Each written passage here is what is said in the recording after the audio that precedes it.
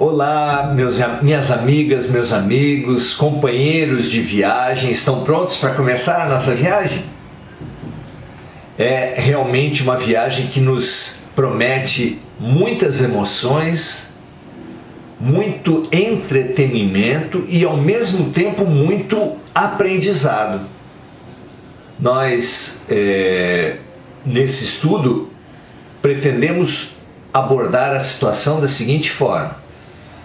Primeiro, descrever o que fala o capítulo e depois proceder à busca do ensinamento, do proveito moral que nós podemos ter em cada um desses trechos, sempre muito ricos.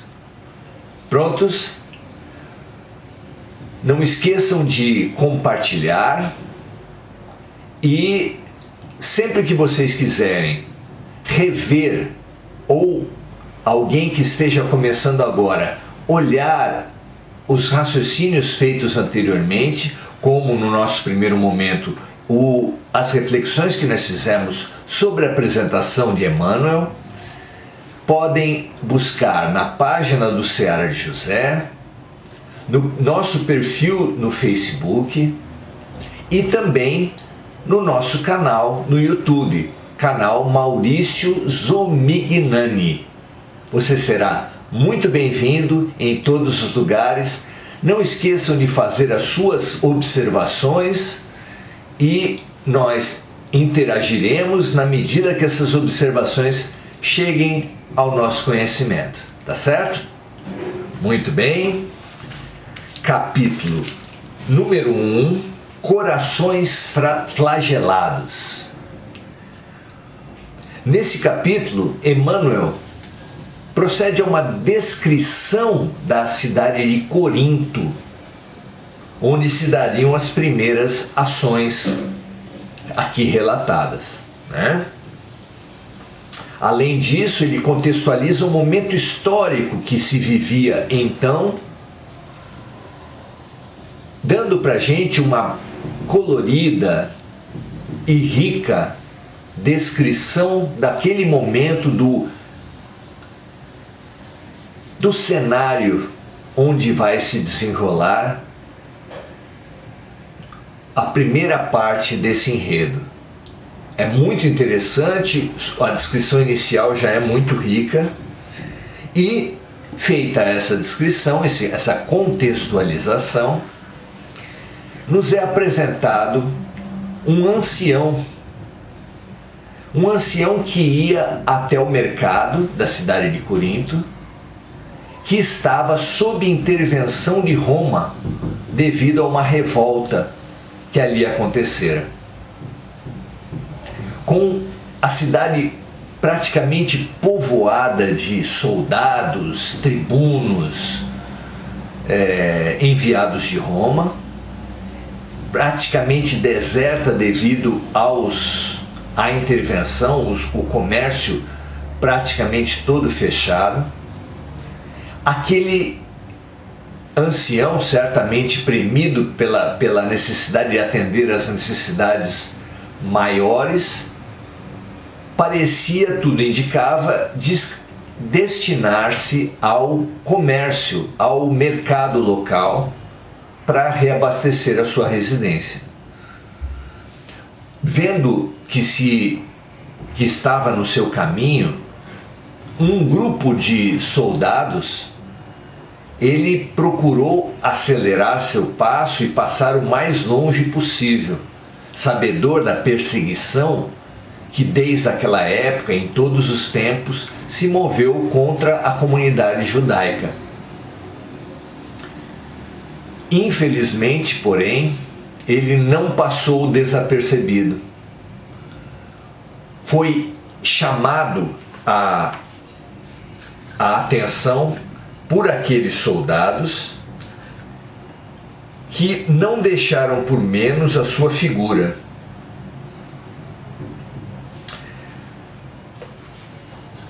Nesse primeiro momento, o diálogo terrível que se teceu entre os soldados e aquele ancião judeu foi da seguinte forma: olá, judeu desprezível, como ousas passar sem saudar os teus senhores?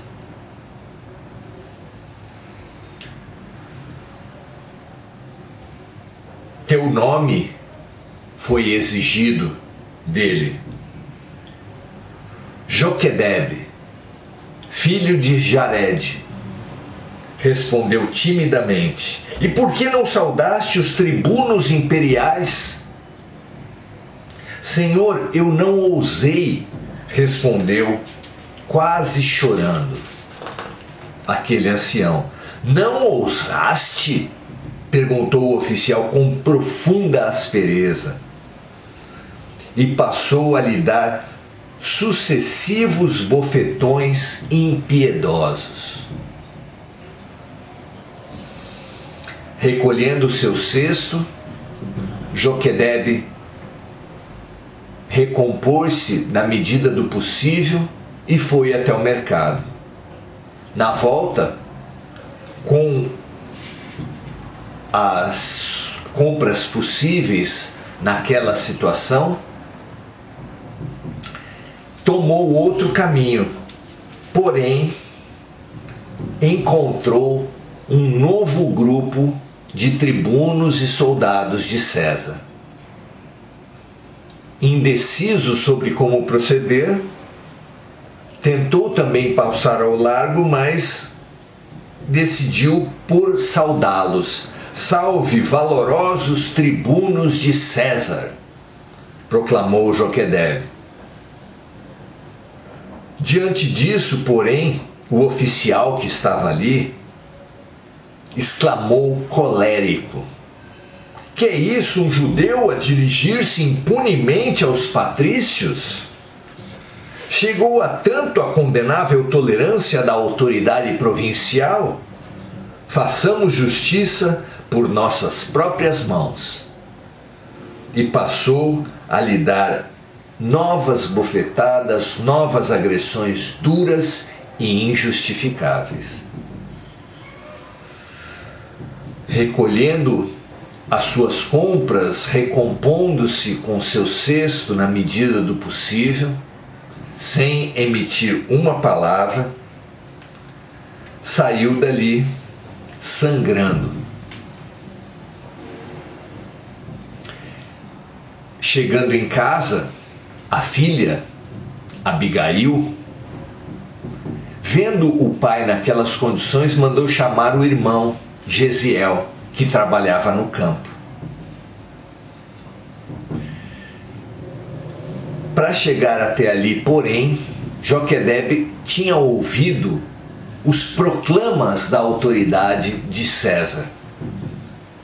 Licínio tinha se proclamado a toda a cidade que todos aqueles que tivessem qualquer reclamação a fazer, que se dirigissem, pois Licínio iria se dignar a ouvir as reclamações da população.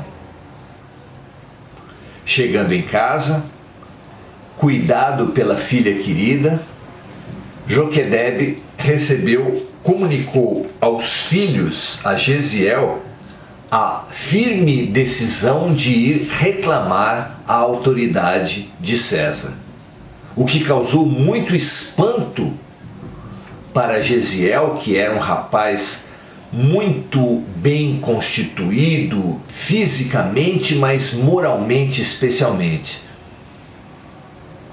Ele se espantou perante a decisão do pai de reclamar dos romanos ao representante de César. Como assim? Tentou demover o máximo possível ao pai, mas o pai estava indignado. Joquedebe tomou a firme decisão de reclamar no dia seguinte. Ainda munindo-se da estratégia possível, Jesiel, o filho mais velho, tomou as escrituras e leu com o pai. Mesmo assim, não conseguiu demover o ancião, que foi buscar justiças com o interventor de Roma. Chegando lá no dia seguinte, porém, nada conseguiu perante as suas reivindicações de justiça, e ainda teve a sua propriedade, que era o seu único bem, confiscado por Licínio. Voltando de lá, ainda mais irado, ainda mais tomado de revolta, o velho ancião, tendo na sua mente, ouvindo os ecos das escrituras sagradas, não conseguiu atender os conselhos que tinham chegado até ele. Muito pelo contrário, se entregou completamente à revolta. E, se aproximando da sua propriedade, lembrou-se que as propriedades vizinhas a eles eram exatamente de Licínio, do interventor de Roma. Deixou-se então tomar por um plano sinistro. Tomou os elementos que podia à sua volta e pôs fogo na propriedade. Devido à seca que reinava então, o fogo tomou grandes proporções. Os empregados de Licínio tudo fizeram para tentar diminuir o estrago. Mas, na verdade, não apenas a lavoura pegou fogo, mas a propriedade, que implicava em áreas de lazer preciosas ao preposto de Roma, foram todas tomadas pelo fogo, chegando a levar vidas de alguns servos. Gesiel, ao ver aquela situação, tudo fez para colaborar com os vizinhos. Arriscando a própria vida, tomou providências infatigáveis, correndo, buscando apagar o incêndio, mas as chamas estavam muito altas e pouco ele, na companhia dos servos de Licínio, puderam fazer. Chegando em casa, Gesiel, com profunda amargura, soube do próprio pai que fora dele a iniciativa do incêndio. E no dia seguinte, como era esperado, a guarda se fez presente logo cedo e levou não apenas Joquedebe, mas Gesiel e Abigail, os três presos. Esses são os fatos narrados já de cara, com tamanha carga de emoção, fatos muito intensos que ecoam por todo o passado e todo o futuro de pesadas perseguições ao povo judeu. Que lição, que reflexão nós podemos fazer a respeito disso? Certamente vocês terão as suas, a riqueza dos fatos é muito grande, mas nós vamos nos reportar às Escrituras que Gesiel, abrindo ao acaso, leu para o seu pai, tentando demovê-lo da revolta e da intenção de buscar justiça perante Roma. O trecho que eles foram chamados a refletir dizia assim, era o trecho de Provérbios, capítulo 13, versículo 11 e 12. Filho meu, não rejeites o corretivo do Senhor, nem te enojes de sua repreensão, porque Deus repreende aquele a quem ama,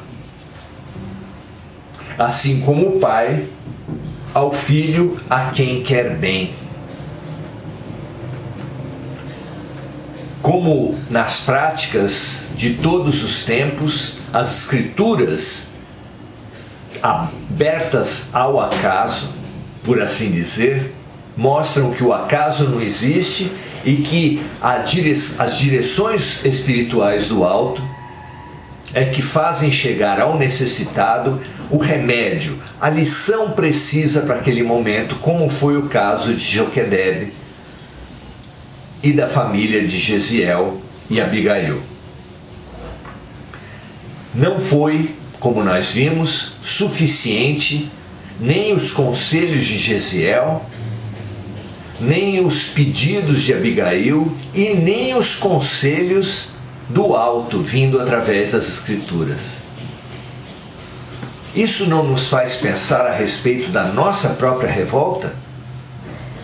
Porque toda a humanidade, praticamente formada por exilados de outros mundos,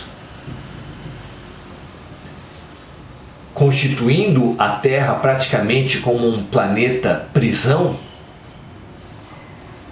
toda a humanidade da Terra é profundamente marcada pela revolta, pela ira, pelo inconformismo. Não é apenas Joquedebe, muito menos os judeus somente.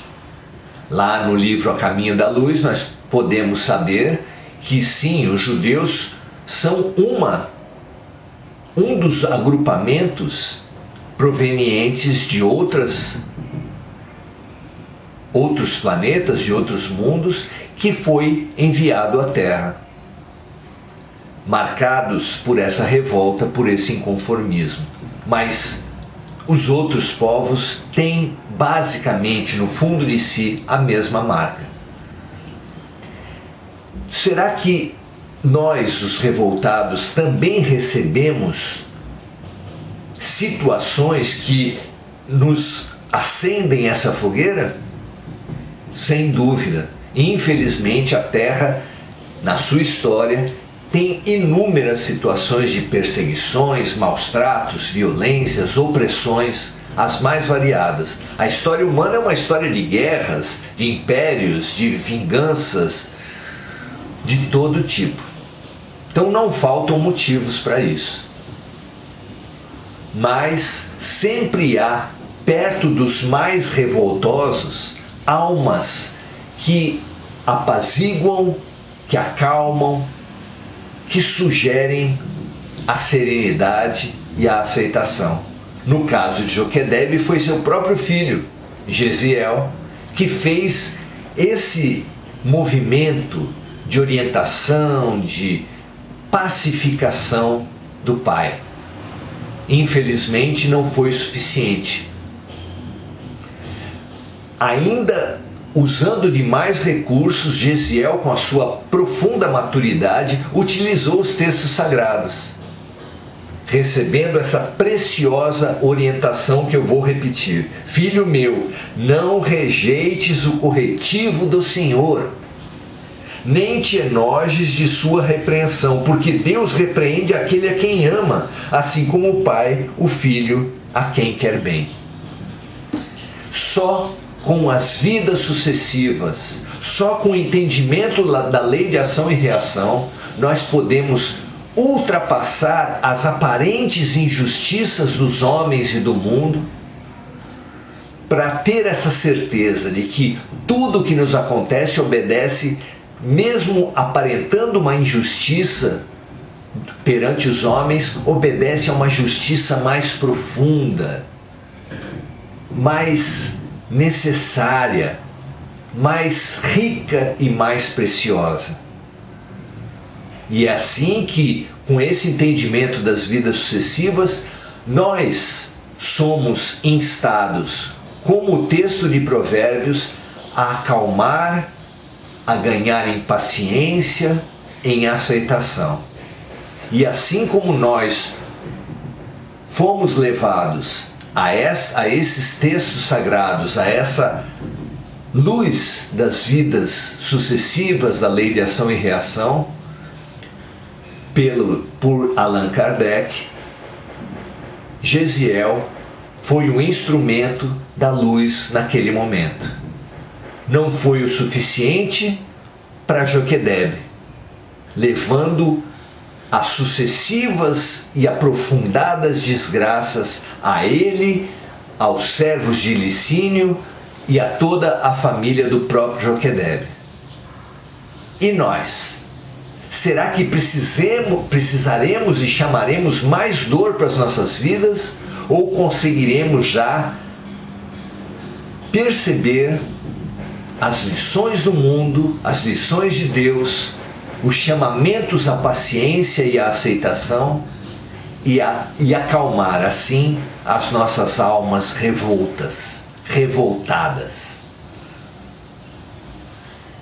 Que essa reflexão sirva a todos nós e que a gente, no próximo encontro, dê sequência e veja quais os fatos se seguem a esses que foram narrados e quais lições nós poderemos extrair do segundo capítulo.